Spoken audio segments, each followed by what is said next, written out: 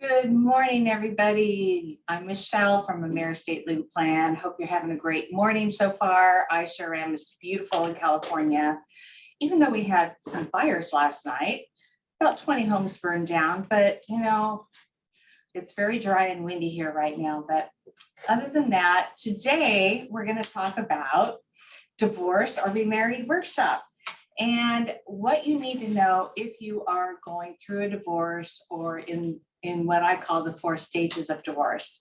The first thing I want to say is we're not going to be taking questions during this webinar, but please feel free to pop your questions in the link, or I think there's a chat box there, and we will get back to you because we want you to be fully informed about this subject, because we get an awful lot of calls, existing clients calling us wondering what to do now that they're getting a divorce. So I just wanted to make sure that you know that we can cover this subject, and we're going to do it in about 30 minutes. So today I'm going to share with you the 4 stages of divorce. Yes, there are 4 stages of divorce.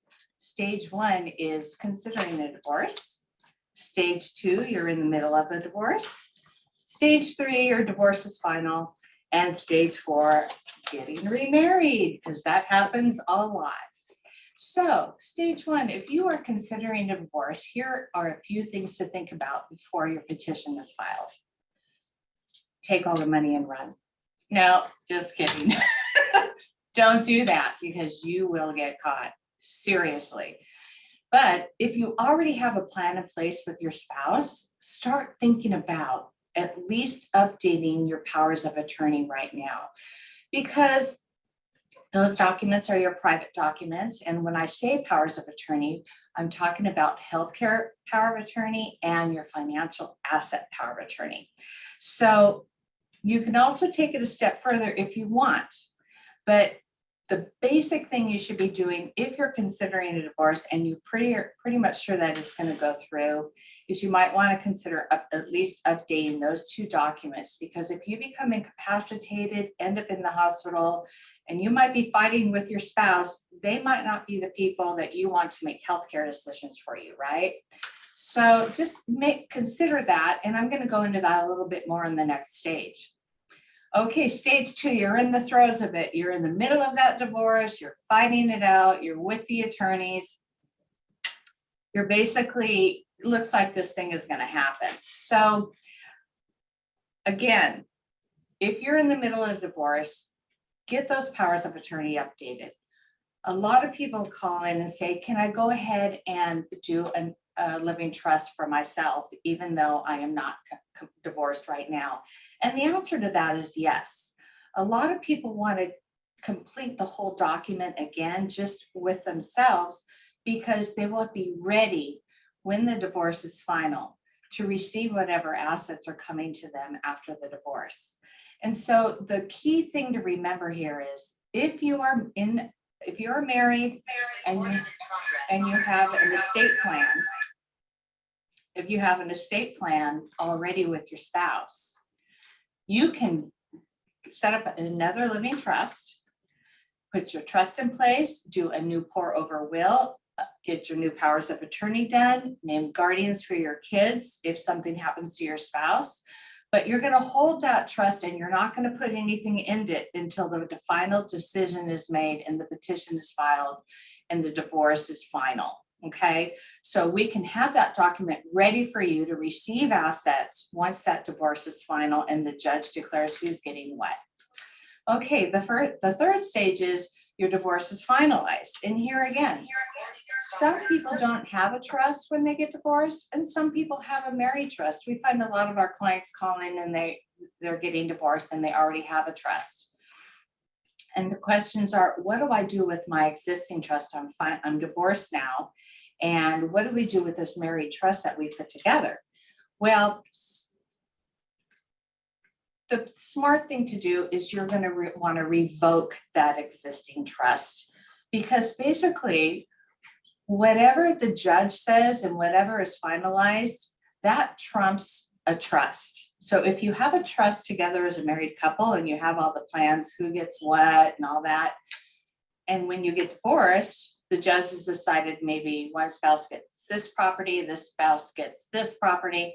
So if you haven't set up a new trust and something happens to you, the old trust is not going to govern. It will be the divorce decree, and in the divorce decree, it will say who gets what property.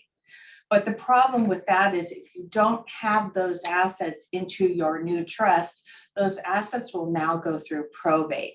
So it's really important to plan ahead when you're going through these stages of divorce, to think through it. You know, maybe I should go ahead and just get my trust, my new trust set up. So when that divorce happens, whether it be in 3 months or a year or whatever, you're ready to go and you have your trust.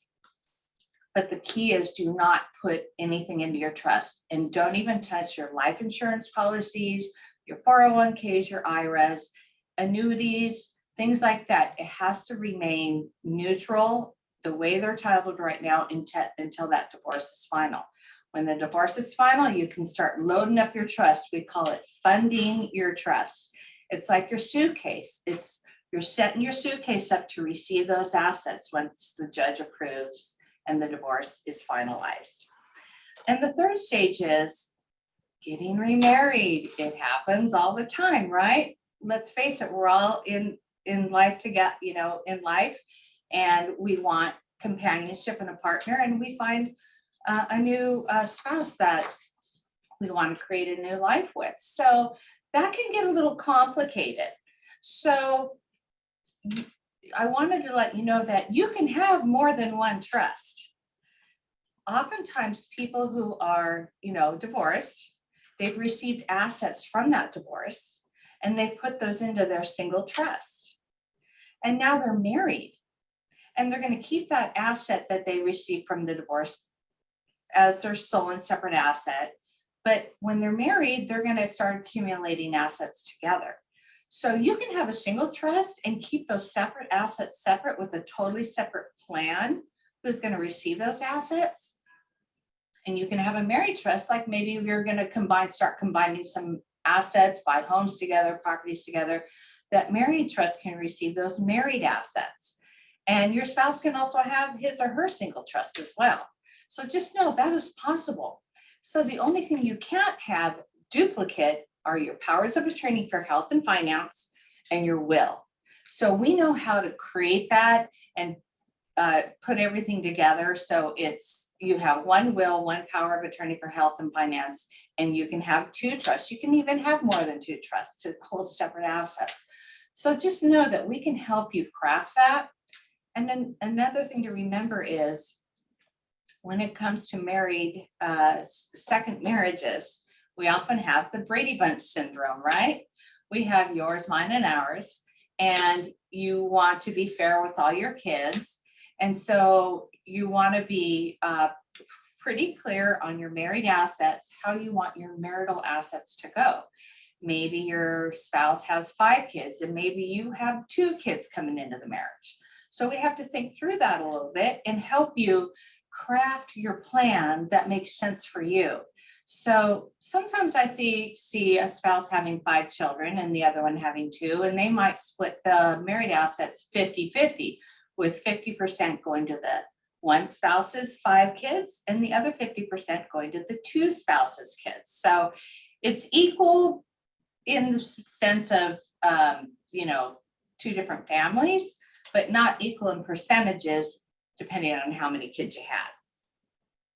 So just know that when it comes time to setting up your second trust, that you want to be sure that when the time comes to fund, that you also remember to take care of those beneficiary type designated assets.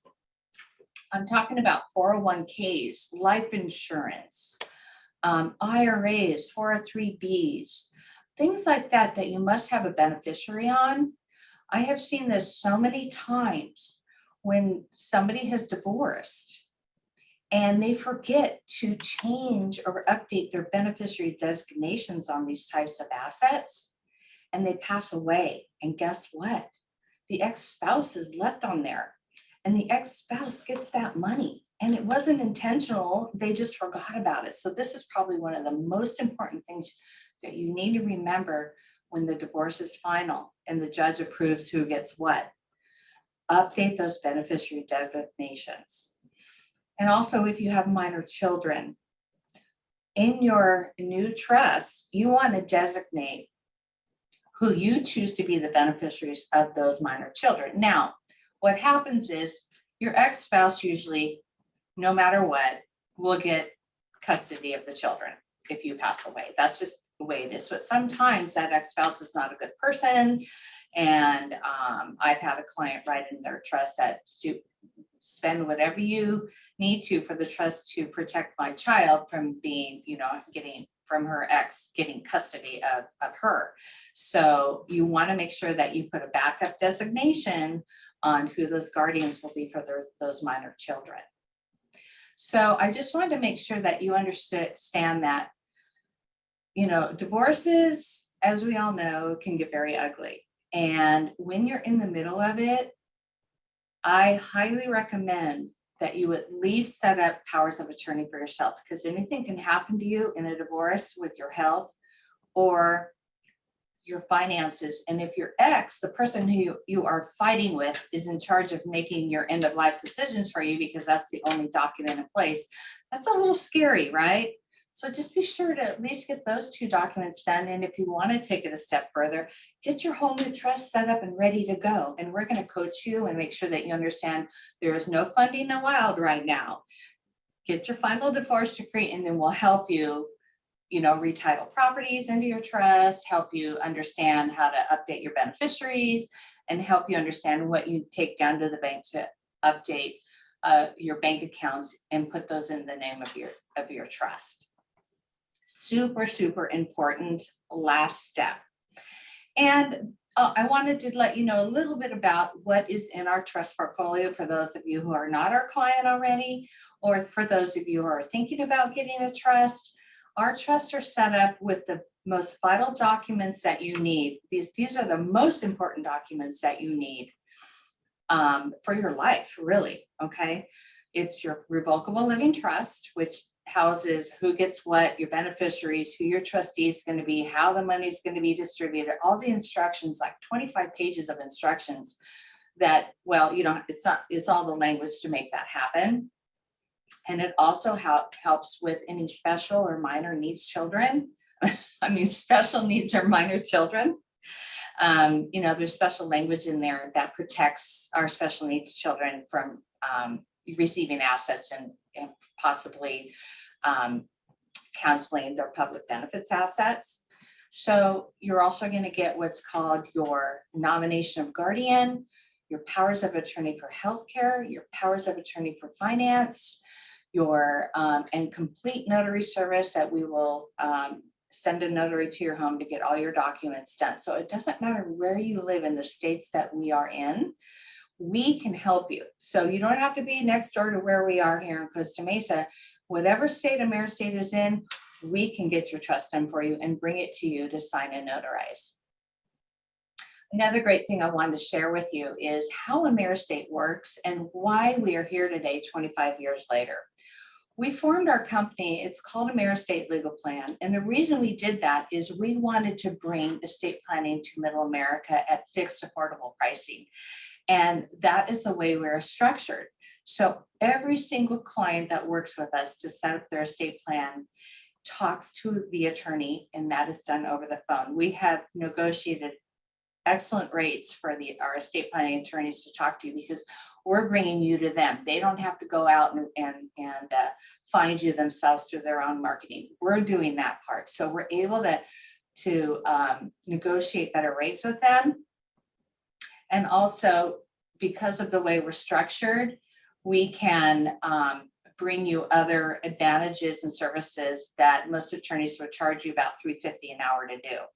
So with the legal plan, when you join the legal plan, which is included in your estate planning service that we're doing, you're going to get access to a nationwide network of attorneys if any other matter comes up in your life.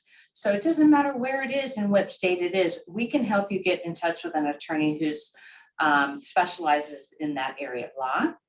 We're going to do free, simple changes and amendments to your trust. So you just call us and say, I need to change my beneficiary or my successor trustee. Guess what? It's not going to cost you $300 to $600 to do that or more. We're going to do an annual review with you every year on your trust to see what you have maybe bought or sold, or if you had a new child, or maybe somebody passed away and you need to change your successor trustee or beneficiaries. We're also going to give you a 25% discount on any other legal service you need when we refer you to an attorney. So most attorneys charge right now, on the low end is about $350, maybe $250, but I don't see that anymore. They're usually charging about $600 an hour now. So if you need an attorney for any other matter, you're going to get 25% discount off their hourly rate. So it's really good to stay in that legal plan. And also we provide what's called a DocuBank Advanced Healthcare Directive, a DocuBank wallet card, which houses your healthcare directive electronically. So if you're out and about, you're traveling on a ship, you're in Europe, you're just somewhere else where your documents are not, you're going to have this card on you that will activate if you come in an accident or just end up in the hospital. You will always carry your healthcare directives with you wherever you go through the service that is included every year. And we also have a DocuBank safe so you can store all your estate planning documents for free in the cloud, right? We have over 30 employees that work here at AmeriEstate. So when you call in, you're going to get help. Okay, you're not going to go to some voicemail where the attorney's too busy to talk to you. We're going to be able to receive your call and talk to you. A lot of times it's very simple questions and you don't need an attorney to talk to you about those questions. But if you do, we're going to make sure that you get in touch with the attorney and we'll set that appointment. We also have Spanish speaking. So if you're a Spanish speaker and you'd like to deal with talk in Spanish, we can set you up with our Spanish speaking attorney in California. So I just wanted to mention that divorce isn't the only time you should review your estate plan. A good rule to follow is reviewing your plan every 3 to 5 years, but we offer a yearly review at no charge, as long as you're in that legal plan. And the legal plan, by the way, is $150 a year. It's not mandatory, but it's something that our clients really like because they know they can pick up the phone and call just for the simplest of questions. So just know that it's really a valuable thing, but if you don't want to renew it, that's okay too. But we would hope that you would, of course, because we want to be here for you and be able to answer your questions quickly when you call. So I hope that I have helped you understand a little bit about what happens during divorce and the things that you can do in the middle of a divorce and things that you shouldn't do in the middle of the divorce, like putting assets into your own trust. We can't do anything like that, but you can surely set up your own trust like before, during, or after your divorce is final. So just know that we're here for you. We want you to feel comfortable about talking about these things with us. We're very passionate and considerate of your time. And we just want you to know that you have a place to call home when it comes to all things estate planning. So with that said, I'm going to say goodbye and continue on with my day. And hopefully, if there's any questions you have, please put those in the chat and we will follow up with you. And thank you so much for your time.